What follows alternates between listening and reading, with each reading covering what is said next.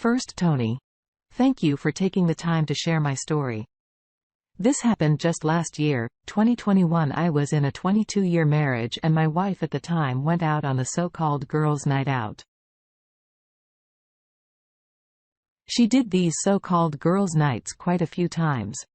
My wife and I had a fairly decent relationship. We have good careers. I own and operate a sign business and she, believe it or not, owns her own nail salon. Her father helped her many years ago with the financing. Shortly after we were married. Many years ago, we have one daughter who is on her own, who just finished college and is now working as a manager at Starbucks. I have a wonderful relationship with my daughter. We often do things together, have coffee, lunch, or even a movie or two, especially when her mother is working and cancels plans with her. My wife has a circle of friends she's had for many years. They hang out every so often. She would go out with them, but she came home at a decent time. Recently, her group of friends welcomed some new ladies into the group. I don't know anything about them. Well, one night she said she was going to go hang out with the girls after closing her shop. I was tired. So I just went to bed and thought nothing of it. Then around 2 a.m. she came in, obviously intoxicated. She was not alone. I asked her what happened and who the woman was that followed her into our house.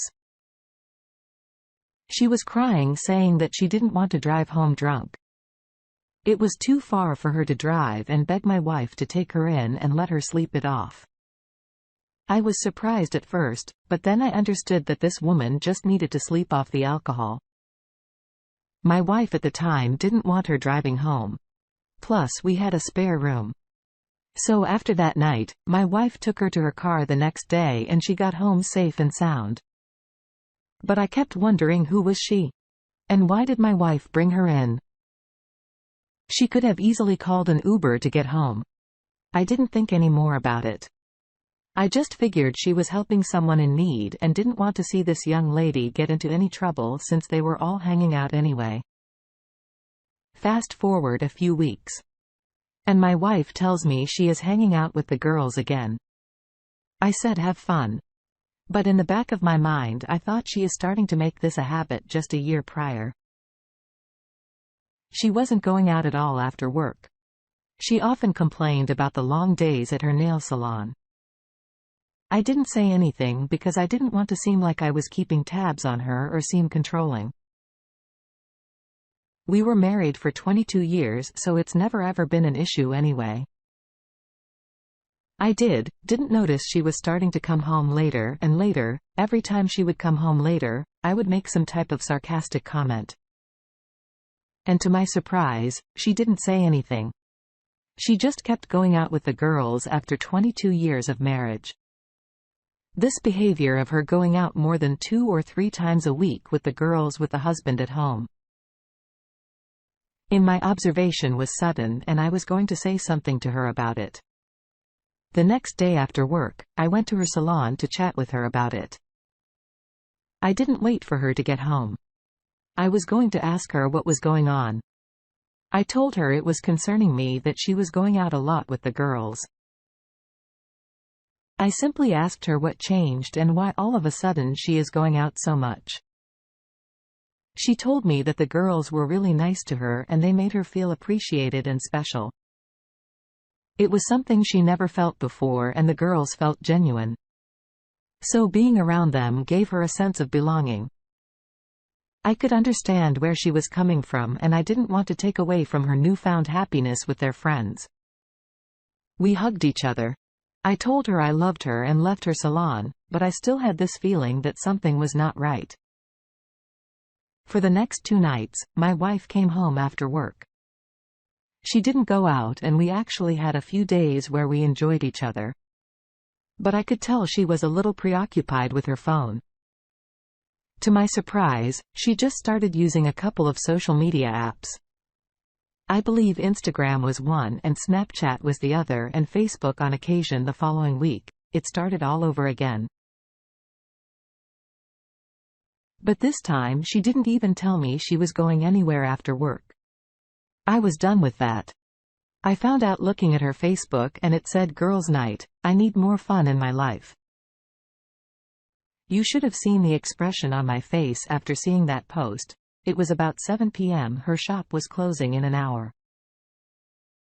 So I drove up there and lo and behold, she was not there.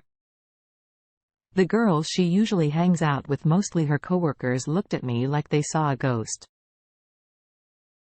I asked where she was and all I got was she went out for lunch and should be back in a little while. All I said was okay. I walked out, walked to my car and left the parking lot, but I did not leave the area. I parked in a spot where no one could see me. Well, a little while came and went, the girls closed the shop and my wife never came back. I drove home thinking my marriage is about to end and we live in Arkansas. So my first thought was to hire a private investigator, but I quickly learned that Arkansas is a fault-based divorce state, so this could get messy. But I had this burning desire to find out what the hell was going on with her.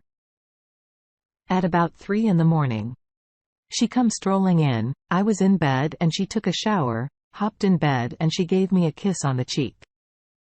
Fast forward to about 10 a.m. she is still asleep and her phone is going off like crazy. So I go to pick it up. I swear to you, that woman moved so fast. I couldn't believe it.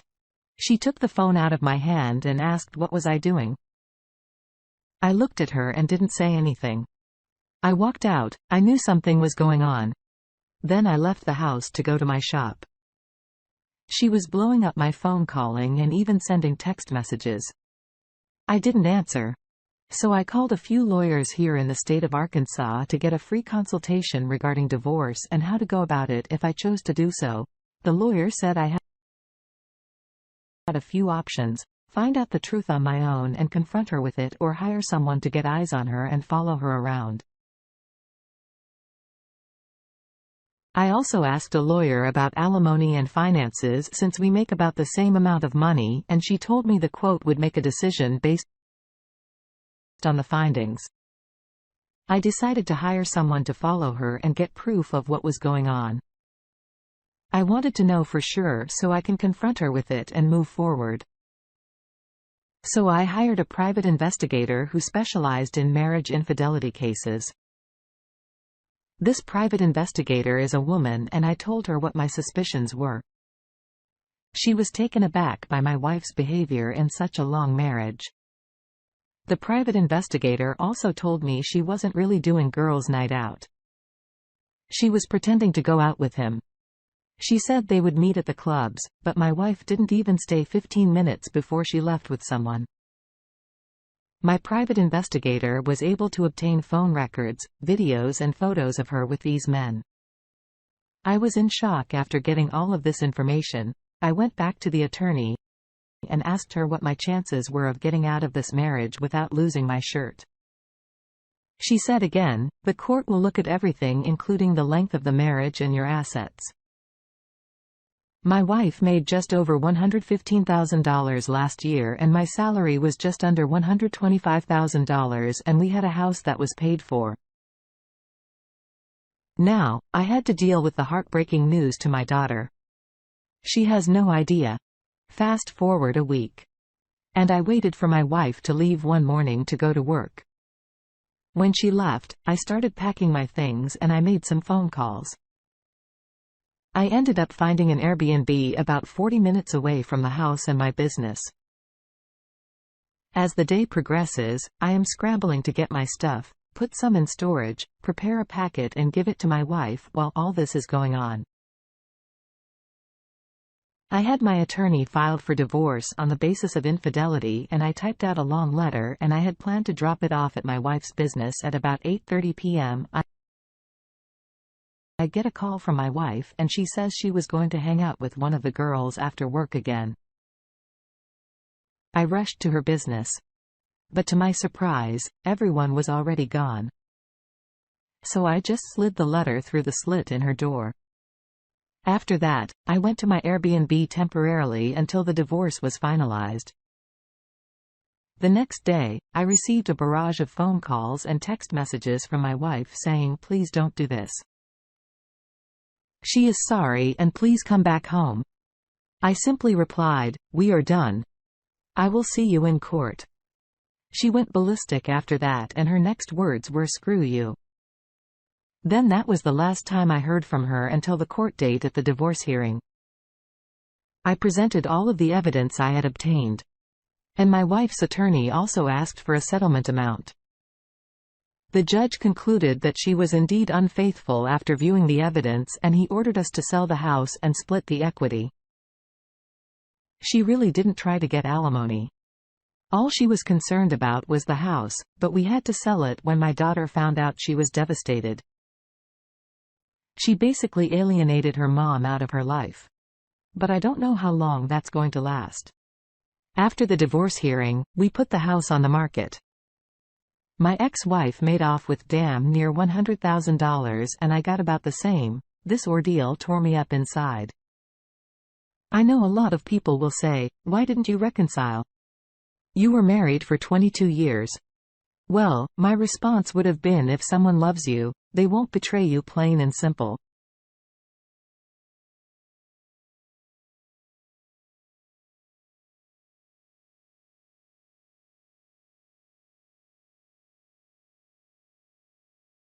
My daughter has reached out to me and told me her mom has called her crying, apologizing, but she will not talk to her. About 2 months later, I drive by my ex-wife's nail shop and there is a for sale sign in the window.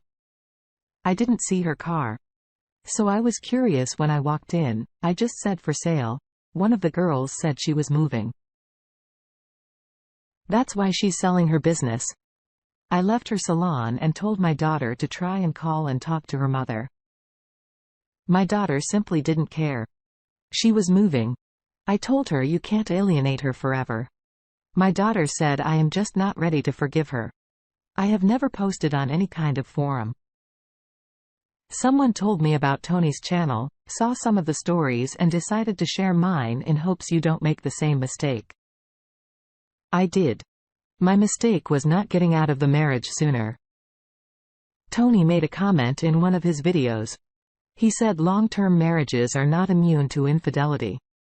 He was right. I had this mindset that we were married for over 2 decades. My marriage was solid. Girls' night easily destroyed my 22-year marriage.